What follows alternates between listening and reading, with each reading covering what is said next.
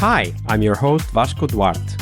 Welcome to the Scrum Master Toolbox podcast, where we share tips and tricks from Scrum Masters around the world. Every day, we bring you inspiring answers to important questions that all Scrum Masters face day after day.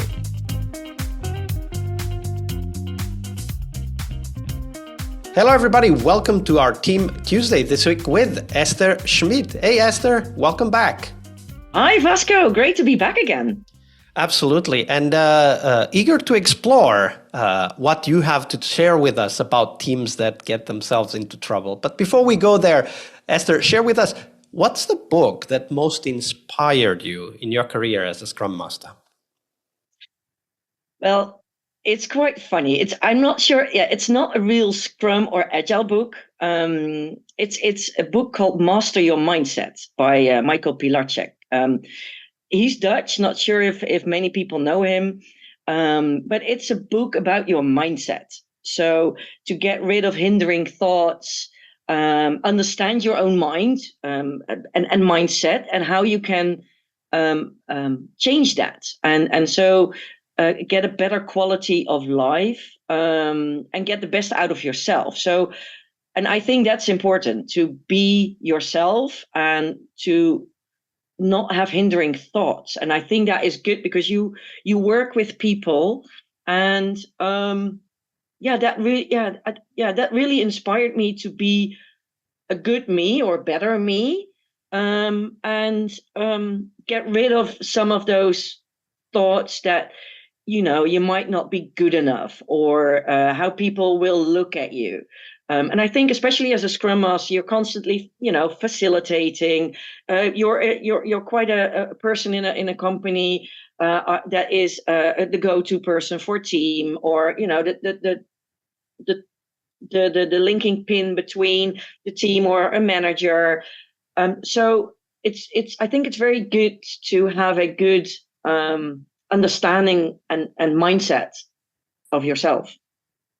Absolutely. And as you were describing that, I was reminded that it's so easy for us Scrum Masters to be affected by other people's mindset if we are not aware that it is happening.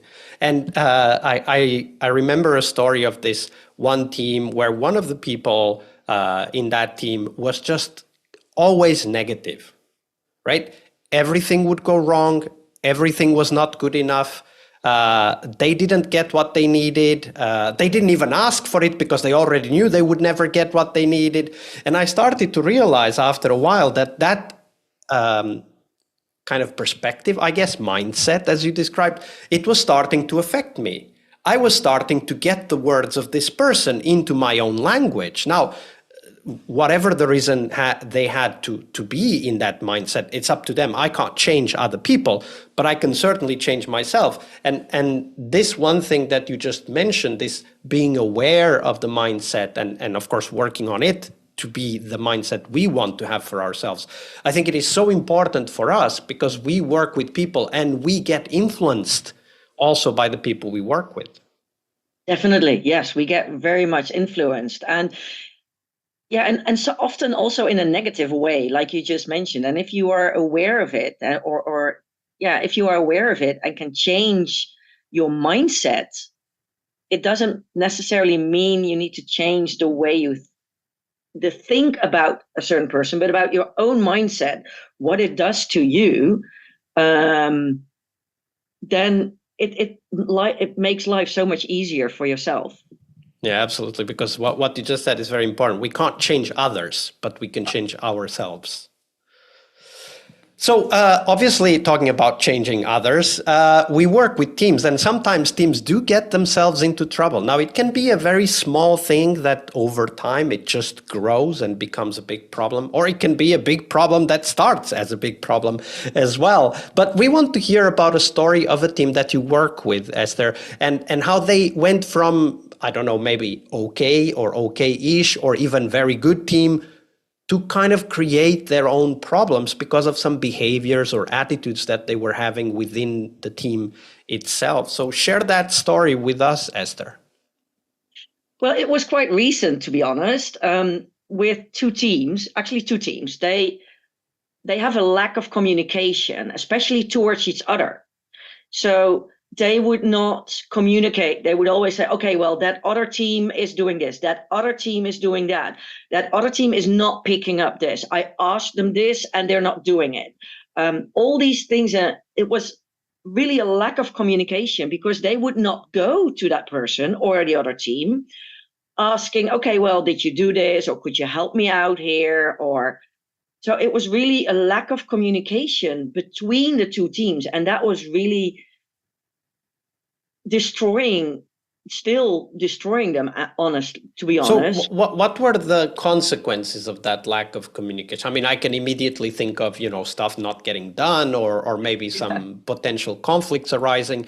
But what were the consequences of that lack of communication that you observed? That those team members would become more and more not willing to cooperate and work together. Not even with. At some point, I asked a few people, okay, well, this team would really like to be able to sit together.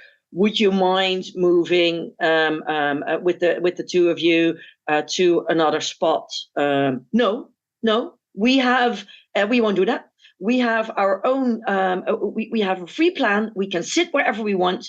And this is where we sit. So they were not willing to cooperate or willing to help the other team. And this was just a small incident, but this would go on and on and on. And to be honest, it still goes on. And it's just, at that point, it also becomes within the team. They become more and more hesitant to actually communicate. And they will even just communicate over Teams, sending them an frustrating message or something, instead of standing up, walking to them. Okay, could you help or do this or that? And it's like an underlying thing that keeps on, that stays there and it doesn't go away. And I think that is a problem as well. It doesn't go away. So yeah, we did have a retrospective with each of the teams on this communication and how they actually really see it. Do they see it themselves? Because sometimes they're not even aware of it. Some weren't aware of it. The next step is, we're not even there yet. So the next step is to have a more of a retrospective with the two teams together. So that will be quite a challenge. So I really like that concept of, okay, so we need to find an excuse to bring the teams together, right? And of course, I do realize that it can be a potential conflict, so it needs to be done carefully and in a way that generates more understanding and empathy towards each other. The other thing that really touched me from this story is this, I guess we could call it this emergence of tribalism, right? Like it becomes us versus them. Like, I'm not going to move towards them. They can come here if they want, right? Yeah. Like, when you think about it from the perspective of the Scrum Master, what are some of the things that we could be either looking at or addressing that would help remove this? I guess tribalism is one way, but silo is another way to describe it. What have you done in the past that has worked at bridging these gaps? Yeah, in all honesty, in this severity, I'm not sure I've encountered that before. But normally what would help is to talk to the people, have a retrospective on it, make them aware of what is going on. I think that's very important, to make them aware of what's going on, and if they see what they're doing, and sometimes they don't.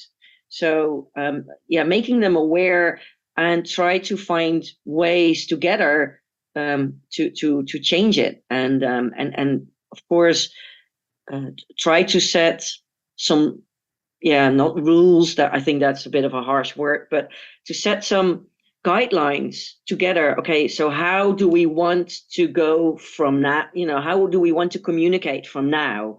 How do we want to others to see us as well? And how would we like to communicate? What do we do? So instead of sending a frustrating Teams message or email, we either do the video button. We click the video button, or we walk towards them and ask them, and talk to them. So more like find guidelines together. What would help? I think that would. Yeah, we've done that mostly. Set up guidelines together.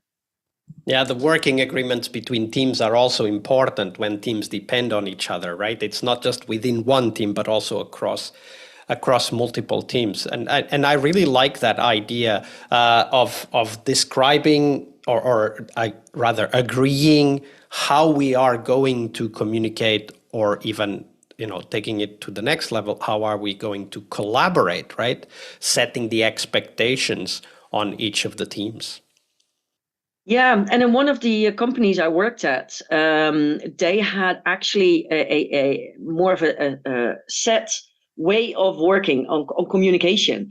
So they did say, okay, first you try to talk to the person, or if they're available, that's what you do. If not, then if they're not available on the floor, then you try to video them. If they're not available, then you try to phone them. And if it's really all of that not available, then you can send an email. So they had a click. Yeah, they had a certain name for that as well. So video call click or something like that. So it was. I thought that was very good to make people aware of communication, because as well, in the past years, of course, we've been communicating so much virtually on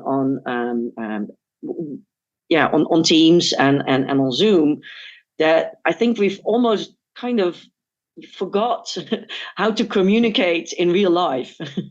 That is a good point. That is a good point. Let's not forget how to communicate in real life. Thank you for sharing that story, Esther. You're welcome. It was great. Tuesday is Team Day here on the Scrum Master Toolbox podcast, but tomorrow we talk about something that goes beyond the work we do with the teams. We will talk about how to lead change and what our guests have learned from leading and participating in change programs during their career. See you tomorrow. We really hope you liked our show. And if you did, why not rate this podcast on Stitcher or iTunes?